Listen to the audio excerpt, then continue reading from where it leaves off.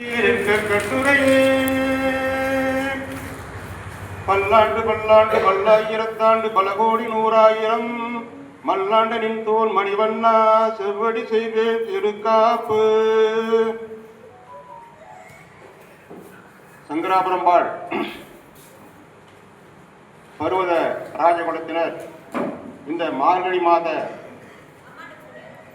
ஆன்மீக சொற்பொழிவு தொடர்பான ஒரு மிக உன்னதமான ஒரு நிகழ்ச்சியை எடுத்து நடத்தி கொண்டிருப்பது நமக்கெல்லாம் இந்த காலகட்டத்திலே ஒரு பெருமையான ஒரு விஷயம். அது மட்டும் இல்லாமல் ஆன்மீகம் தொடர்பாகவும் அது தொடர்பான விஷயங்களை கேட்பதற்காகவும் ஆண்களும் பெண்களுமாய் நீங்கள் அத்தனை பேரும் இந்த அரங்கத்திலே குழுமி இருப்பது உண்மையிலேயே ஒரு பெருமைப்பட வேண்டிய ஒரு விஷயம்.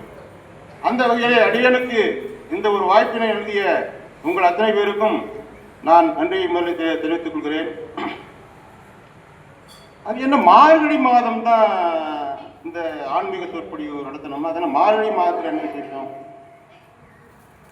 அப்படின்னா நம்ம ஏற்கனவே கேள்விப்பட்டிருப்போம். மாதங்களில் சிறந்த மாதம் மார்கழி. மற்ற மாதங்கள்ல இருக்கும்போது மார்கழிக்கு மட்டும் என்ன சிறப்பு அப்படின்னா, மார்கழி மாதத்தில் மட்டுமே இப்ப நாம என்ன சுவாசிக்கிற அந்த பிராண வாயு சொல்றோம் இல்லையா, அது ஓ2 இருக்கும், ஓ3 ஒன்று இருக்கு, அது ஓசோன்னு சொல்லுவாங்க. அந்த மார்கழி மாதத்துக்கு மட்டும்தான் அதிகாலை நேரத்திலே மேலிருந்து ஆகாயத்து பூமியை நோக்கி வரும். அதனாலதான் பாத்தீங்கன்னா நம்ம அத்தனை பேருமே மார்கழி மாதத்துல காலையில எழுந்துரு, குளி, கோயிலுக்கு போ அப்படின்னு நம்ம அத்தனை பேரையும் நம்ம முன்னோர்கள் நம்ம பெரியவங்க தாத்தா பாட்டி அப்பா அம்மா சொல்றது காரணம்னா, மார்கழி மாதம் வெறும் பக்தி மாதம் மட்டுமல்ல, அன்று அந்த மாதங்களிலே நமக்கு நமது உடல்நலத்தை பேணுவதற்கான ஒரு சிறந்த ஒரு மாதம். அதனாலதான் காலையில் எழுந்திருக்கணும். மார்கழி மாதத்துல ஆண்டாள் தன்னுடைய பாசத்தை சொல்லுவாங்க, குள்ள குளிர குடைந்து நீர் ஆடாது. மார்கழி மாதம் காலையில ஒரு 4 மணிக்கு நம்ம குடத்துல தண்ணி எடுத்து எப்படி இருக்கோம், சில்லுன்னு ஐஸ் மாதிரி இருக்கும். ஆனா அதை குடிச்சு முடிச்சு நீங்க கோயிலுக்கு போயிட்டு ஒரு மனசும் ஒரு நல்ல ஒரு இதில் இருக்கும். அந்த வகையிலே நான் முதலிலே ஒரு பாடல் பாடினேன், ஒரு காப்பு. அடுத்து ஒரு பாடல் பாடினேன். முதலாவது பாடியது அபிராமி அந்தாதியுடைய காப்பு. அடுத்து பாடிய பாடல் திருவெம்பாவை, அதனுடைய காப்பு. சைவம் வைணவம். திருவெம்பாவின்றது சைவம், திருப்பாவின்றது வைணவம். நம்ம சமய குறவர்கள் சைவத்தை எடுத்து 63 நாயன்மார்கள் இருக்காங்க. 63 நாயன்மார்கள்ல 3 பெண் நாயன்மார்கள் இருக்காங்க. ஒருத்தங்க காரைக்காலம்மையார், இன்னொருத்தங்க மங்கையர்கரசி நாயனார், இன்னொருத்தங்க இசைஞானியார் நாயனார். 3 பெண் நாயனார். ஆழ்வார்கள் 12 ஆழ்வார்கள் சொல்லுவாங்க. 12 ஆழ்வார்கள் ஒரே ஒரு பெண் ஆழ்வார், அவங்க தான் நம்முடைய ஆண்டாள். ஆண்டாள் அருளியது தான் அந்த திருப்பாவை கூடிய 30 பாடல்கள். அதிக 30 பாடல்கள் தான் அவங்க எழுதியிருக்கிறாங்க. அது பாவை நோன்றிற்காக மார்கழி மாதம் மொத்தம் 30 நாட்கள் தான். ஒவ்வொரு நாளும் ஒவ்வொரு பாடலை பாட வேண்டும் என்பதற்காக தான் 30 பாடல்கள் மட்டுமே அந்த திருப்பாவை என்ற அந்த தலைப்பிலே வரும். அதே ஆண்டாளாகப்பட்டவர் நாச்சியார் திருமொழி அப்படிங்கிற ஒரு பாடல் பாடியிருக்கார். அது 143 பாடல்களை கொண்டது. சரி, இந்த 12 ஆழ்வார்களே அது என்ன ஆண்டாள் மட்டும் அவ்வளவு ஒரு சிறப்பு அப்படின்னும் போது, ஆண்டாள் அவருடைய தோட்டத்தை பற்றி பார்ப்போம். ஸ்ரீவில்லிபுத்தூரிலே விஷ்ணு சித்தர் அப்படிங்கிற ஒரு வைணவ பக்திமான், அவருடைய சொத்து பத்து எல்லாத்தையுமே அங்க இருக்கிற எம்பெருமானுக்கு தனது நந்தவனத்திலே நல்ல மலர்கள் எல்லாம் செய்து தினமும் ஒவ்வொரு மாலையா மாலையை தொடுத்து அந்த பெருமானுக்கு சாத்தக்கூடிய அந்த கைங்கரித்தை அவர் செய்துட்டு இருக்கார். விஷ்ணு சித்தர் அவருக்கு குழந்தை பேர் இல்லை.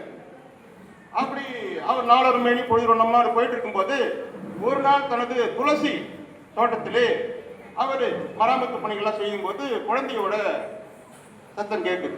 அப்புறம் பார்த்தா ஒரு மரம் பேழுகுது. அந்த குழந்தையானவர் பிறக்கவில்லை, அளவும் இல்லை, சிரித்துக் கொண்டே இருக்குது. அந்த குழந்தை முகம் அவ்வளவு வசீகரமாக துளித்துக் கொண்டிருக்கிறது. அப்படியே அந்த குழந்தைய வாரி அணைத்து இந்த விஷ்ணு சித்தர் ஒரு பெயர் வைக்கிறார், கோதை. கோதைனா கோனா வந்து பூமி, தைனா தரது. பூமி பூமி தேவியானவள் கொடுத்த அந்த குழந்தை என்று பொருள்படக்கூடிய வகையிலே கோதை அப்படின்னு பெயரிட்டு அந்த குழந்தையை வளர்த்து வருகிறார். அப்போ தனது தந்தை என்னென்ன பண்றாங்கன்றத அந்த குழந்தை பார்த்துட்டு வருது. சின்ன குழந்தையில இருந்து சிறுமி வரைக்கும் பார்க்குது. அவர் என்ன பண்றாரு, மாலை கொடுக்குறாரு, கோயிலுக்கு கொண்டு போய் சாத்துறாரு. இப்படியா இருக்கும்போது அது மட்டும் இல்லாம தன்னுடைய மகளுக்கு வந்து அரங்கநாதருடைய அருமை பெருமைகள், அவர் என்னென்ன அவருடைய பக்தி மார்க்கத்தில் அவர் என்னெல்லாம் பண்றாருன்றதே அவர் திருவிழா அப்போ சொல்லிட்டு இருக்காங்க. அப்ப அந்த குழந்தை வந்து சின்ன வயசுலேருந்து அந்த அரங்கநாதனை பற்றி கேள்வி, அந்த தன்னை அறியாமலே ஒரு ஈடுபாடு வருது அந்த குழந்தைக்கு. அரங்கநாதன் மேல் ஒரு ஈடுபாடு வருது. அப்போ வரும்போது என்னென்ன அந்த குழந்தையானவள் குமரியாகிறாள். குமரியாகும் பொழுது ஒரு கட்டத்திலே மணந்தால் நான் வந்து திருவரங்கம் அரங்கானத்தில் மணப்பேன் என்ற ஒரு கருத்தை தன்னுடைய தந்தையின் முன்னே வைக்கிறார். அவர் என்ன சொல்றாரு, என்னது அபத்தம், ஒரு பெண், நீ வந்து ஒரு மானுட உடல் கொடுத்த ஒரு பெண் வந்து இறைவனை வந்து அடைவதற்கு நீ வந்து ஆசைப்படலாமா, இது தவறு இல்லையா அப்படின்ற மாதிரி அவர் என்ன பண்றாரு, சரி நம்ம பொண்ணுக்கு மாப்பிள்ளை பாப்பன்னு சொல்லிட்டு அப்படியே ஒரு விவரங்கள்லாம் கொண்டு வர்றாரு. நான் மாநில பிறவி யாரையும் நான் வந்து மனமுடிப்பேன், நான் அந்த திருவரங்கம் ரங்கநாதன் மனமுடிப்பேன்னு சொல்லிட்டு ஒரே போட்டுறாங்க.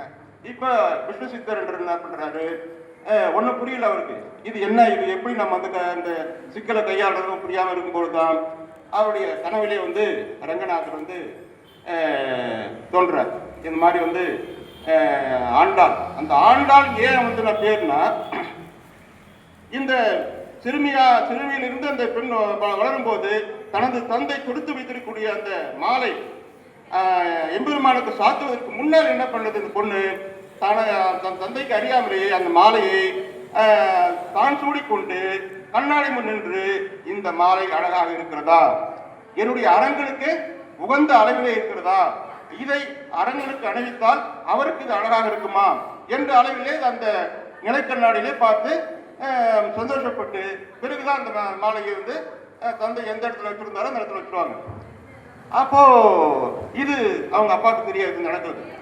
ஒரு நாள் இதே போல கண்ணாடி முன்னே அந்த ஆண்டாள் வந்து அந்த மாலையை அணிவித்துக் கொண்டிருக்கும்போது வராரு, என்னம்மா இது, ஏம்மா சாமிக்கு வந்து சாத்துறதுக்காக நான் வச்சிருந்த மாலையை நீ போய் இந்த மாதிரிலாம் பண்றியம்மா, நியாயமா அது அப்படின்னு சொல்லிட்டு அவரு ஒரே அழுக, இன்னொரு தவறு நடந்து விட்டு இறைவா என்னை மன்னித்து விடு அப்படின்னு அழுகும்போது இந்த ஆண்டாள் என்ன பண்றாங்க, அவங்களும் அழுகுறாங்க, நான் வந்து தெரியாம செய்த தவறு என்னை மன்னித்துன்ற மாதிரி அழுதுட்டு இருக்காங்க.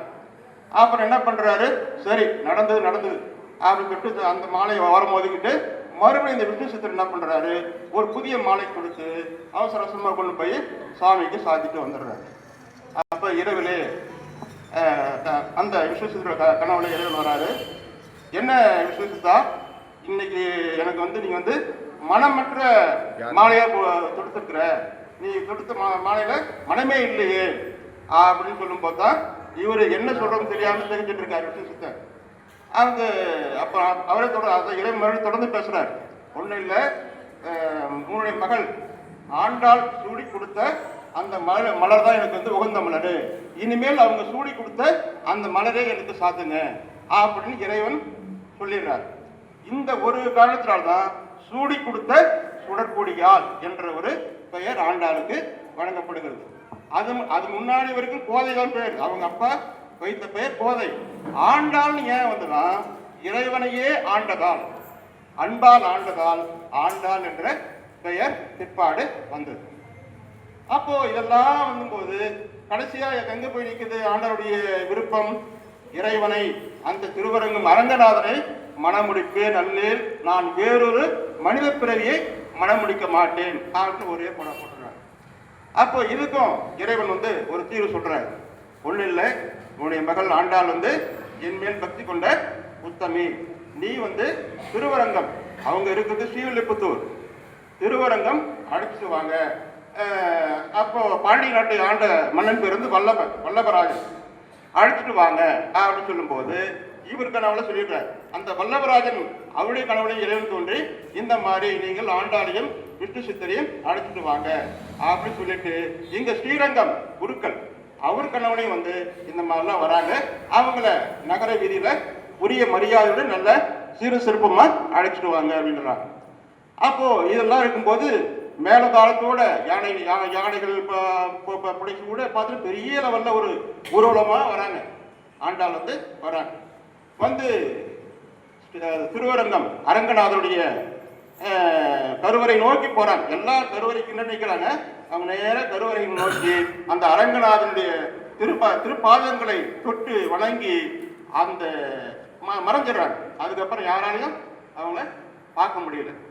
அப்போ இந்த ஒரு செய்தி என்ன நமக்கு உணர்த்துதுன்னா, நாம் மனித பிறவிதான். அவன் ஆண்டாள் என்பது மனித பிறவியா இருந்தாலும் இறைவனை தன்னுடைய அதாவது தன்னடமற்ற ஒரு அன்பால், எந்த விதமான அந்த அன்பால் வந்து இறைவனையே நம்ம வந்து அடையலாம். அந்த இறைவனை அடைவதற்கு பொண்ணோ பொருளோ பெரிய புடவுடவோ தேவையில்லை. ஆண்டாளிடம் இருந்தது தூய அன்பு. அந்த வகையில் இந்த ஆண்டாளானவள் இறைவனோடு ஐக்கியமானார். இந்த இறைவனோடு ஐக்கியமானதை வந்து நம்ம வடலூர் வள்ளலார் அவர் என்ன கடைசியில் எங்க ஐக்கியமானாரு? ஜோதியோடு ஐக்கியமானார். நம் முன்னோர்கள் ஏனோ தோனோ என்று எதையும் வந்து சொல்லிவிட்டு எல்லாமே வந்து அவருடைய அனுபவ ரீதியான விஷயங்கள். இது வைணவத்தை பற்றி நான் சொல்லக்கூடிய ஒரு இது சைவம். சைவத்தில் பார்த்தீங்கன்னா 63 நாயன்மார்கள். அந்த 63 நாயன்மார்களே என்னை கவர்ந்த ஒரு நாயன்மார் யாருன்னா கண்ணப்ப நாயனார். கண்ணப்ப நாயனார் வேறு யாரும் இல்லை. அவரு நமது பக்கத்து ஆந்திர பிரதேச மாநிலத்தை சேர்ந்த ஒரு வேடுவை கொடுத்து பிறந்த ஒரு நபர். அவருடைய பேர் திண்ணன். அவருடைய தொழில் வந்து காட்டுக்கு போய் வேட்டையாடி அதை கொண்டு சாப்பிட்றதா அவருடைய தொழில். அப்படியா இருக்கும்போது அந்த காட்டுல ஒரு சிவலிங்கத்தை பார்க்குறாரு. இப்போ இருக்க நம்ம காலசின்னு சொல்றோம் இல்லையா, அந்த காலசி மலை பார்க்கும்போது அதுல ஏற்கனவே ஒருத்தர் வந்து பூஜை புரஸ்காரம்லாம் பண்ணிட்டு போயிருக்காரு. அப்ப யோசிக்கிறார், ஓ நம்ம இவருக்கு நம்ம இப்படிலாம் செஞ்சா பூஜை பழம் சொல்லிட்டு இவருக்கு கிடைச்சதுலாம் வேட்டையாடி மிருகங்கள் தான் அவனுடைய இறைச்சி தான் கிடைக்கும். அவன் என்ன பண்றாரு, அந்த இறைச்சியை வந்து சுட்டு பாமால தின்னு பார்க்கிறார், சுவையா இருக்குதா, ஏன்னா இறைவனுக்கு சுவையா இருக்கணுமே. அப்புறம் அந்த இறைச்சி எடுத்துக்கிறாரு. அவர் அபிஷேகம் பண்றாங்க இல்லையா, அந்த அபிஷேகத்தினை தன் வாயில கொண்டு வர்றாரு. அப்புறம் அந்த இறைவனுக்கு சொல்லக்கூடிய கொன்றை மலையில இவர் தலையில் சொல்லிட்டு வர்றார். இப்படியா வந்து அலங்காரம் பண்ணி இவர் படையல் போட்டு போயிடுறார். அடுத்த நாள் ஏற்கனவே பூஜை பண்ணவர் வர்றாரு.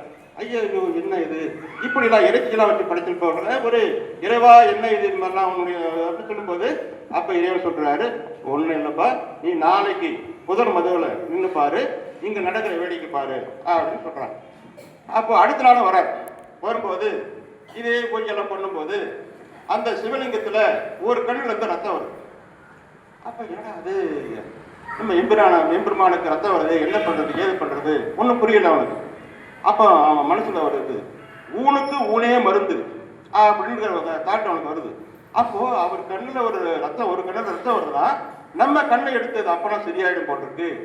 அப்படி என்ன பண்றாங்க, கொஞ்சம் கூட யோசிக்காம அந்த அம்பை எடுத்து ஒரு கண்ணை தோண்டி அந்த ரத்தம் அந்த கண்ணோட அப்புறாரு. உடனே ரத்தம் நின்று போச்சு. ரொம்ப சந்தோஷம் அவனுக்கு. கொஞ்ச நேரம் பார்த்தா அடுத்த கண்ணில் ரத்தம் வருது. என்னடா இதுன்னு சொல்லிட்டு, சரி நமக்கு 2 கண்ணு போனாலும் பரவாயில்ல, நம்ம சிவனுக்கு வந்து அந்த இது சரியாகும் சொல்லிட்டு அடுத்த கண்ணை தான் தோண்ட போறாரு. அடுத்த கண்ணை தோண்டிட்டா பார்வையே இருக்காது இல்லையா, அது எந்த இடத்துல நம்ம அந்த கண்ணை அப்பனோட தெரியாது இல்லையா. அப்ப என்ன பண்ண, இடதுகாலம் எடுத்து அந்த சிவலிங்கம் அந்த கண்ணு இருக்க வேண்டிய இடத்துல வச்சுட்டு அம்பை எடுத்து தோண்ட போறாரு. அப்பதான் இறைவன் வந்து, கண்ணப்ப நில்லு கண்ணப்ப, நில்லு கண்ணப்ப, நில்லு கண் அப்ப, கண்ணப்பா தான் நில்லு அப்படின்னு இறைவன் சொல்ற.